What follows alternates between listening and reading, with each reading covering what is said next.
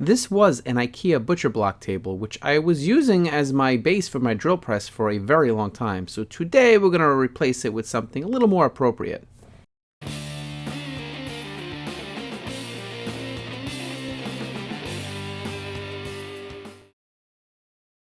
I designed the plan prior to building this, so I'm going to be cutting everything and prepping all my materials before I assemble anything.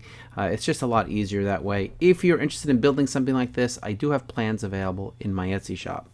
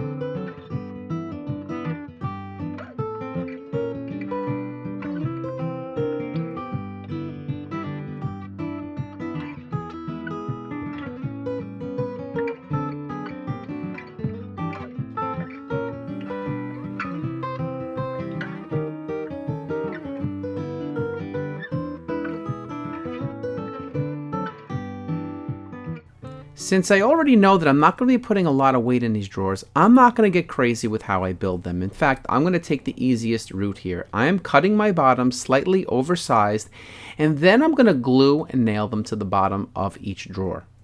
Then I'm going to take my router and trim the edges for a perfect fit. If you would like to support my channel, the best thing that you can do is just hit that subscribe button and that like button. That will get my videos out to more people, and hopefully that'll allow me to continue making more videos. Normally I would use plywood for the drawer faces, but I do love an opportunity where I can kind of match things up in the shop, and so I'm going to use poplar here because I use the same poplar for the cabinets that I have hanging above, and I do love the idea of having everything match like that. I totally understand that most people don't have all these fancy tools in their shop. You don't need all of this stuff, and you'll get great results just by using the same plywood that you used for the other parts of this project.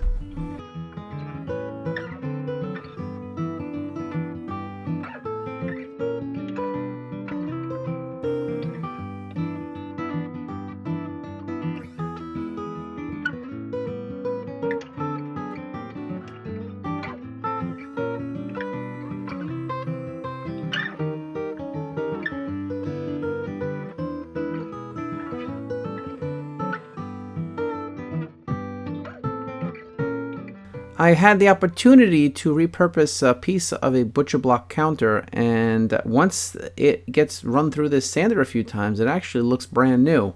Now I know most of you don't have stuff like this laying around, but this was just so nice that I didn't want to throw it away. But if you don't have something like this, you can just use the plywood like I was going to, and if you want it to be thicker, because this is about 1.5 inches thick, you could just double up on your plywood and you'll get that thicker looking profile. Wood filler tends to stain the face of wood, so to avoid that problem, I'm covering my piece here with painter's tape first, then I'm using the wood filler, and only the part of the material that has an indentation from the head of the nail is going to be exposed. For a layer of protection here, I'm going to be using some polyacrylic, which is a water-based polyurethane. I've definitely tried a good number of casters over the years. These are actually pretty nice. They do cost a little bit more money, but I like the quality. So if you're looking for quality casters, these are pretty nice. I'll link these in the description, as well as any of the other hardware components that I'm using in this video. I'm not sure if this would be a problem, but since the top of this tool base is solid maple, there is going to be some expansion. I don't know if there's going to be enough expansion where I would have to worry, but I did make 2 of the holes on one side a little bit larger, so that way it could accommodate the expansion if that should happen.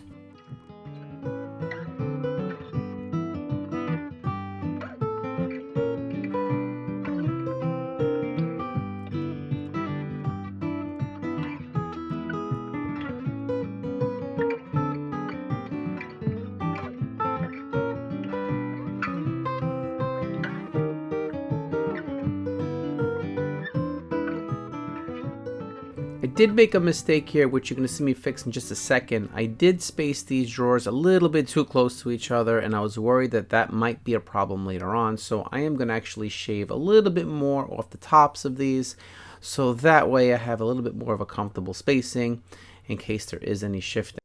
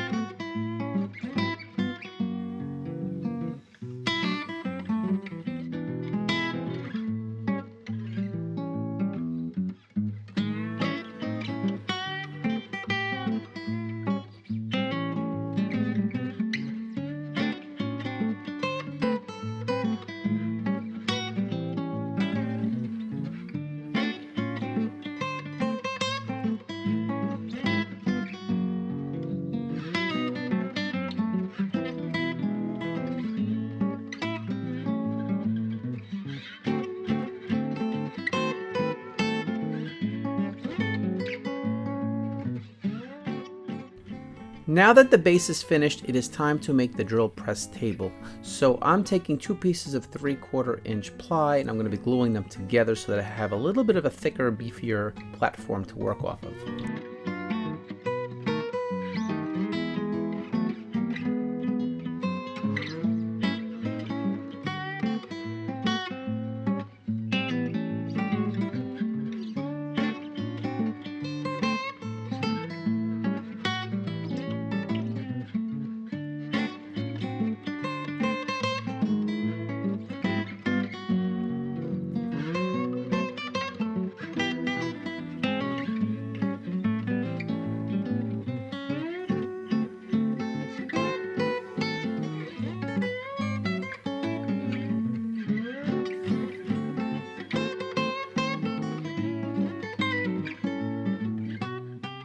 Now this is completely optional, but I'm going to be covering up the exposed edges of the plywood with some of this oak.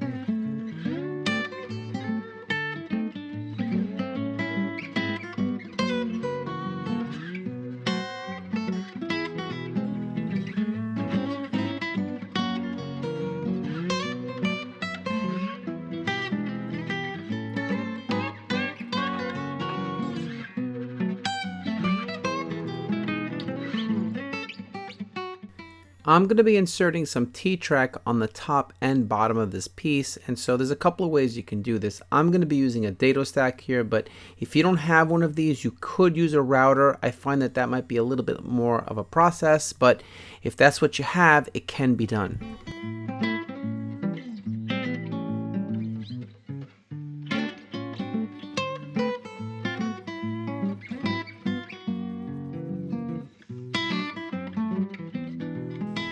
If you're using aluminum T-track, you can cut these with your woodworking tools without doing any damage to the blade or the machine itself.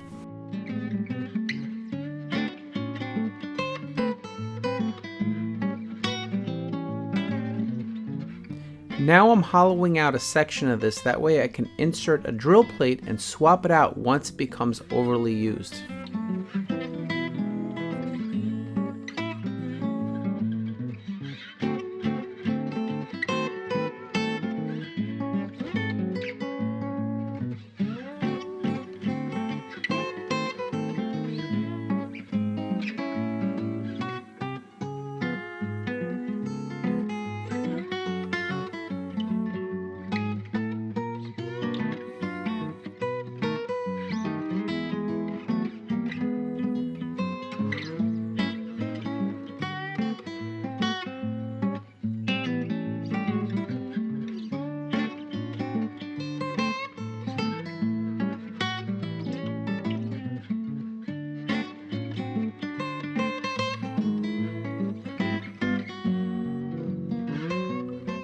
I offset this plate a little bit towards the back, that way as I'm working with my drill, when I need a clean surface I can just spin the plate and I'll have a clean area to work on.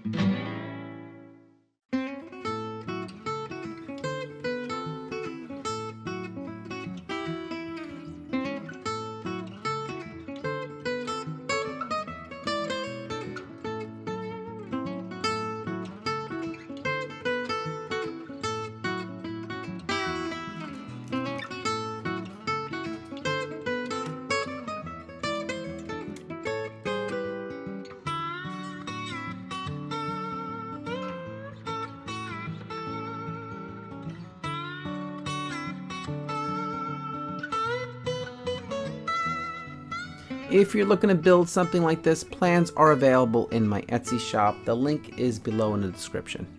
If you have any questions, or better yet, if you have any ideas on how I can improve on this design, please let me know in the comments. I hope I was able to give you some ideas for your workshop. Thank you so much for watching. Catch you guys soon. See you next time.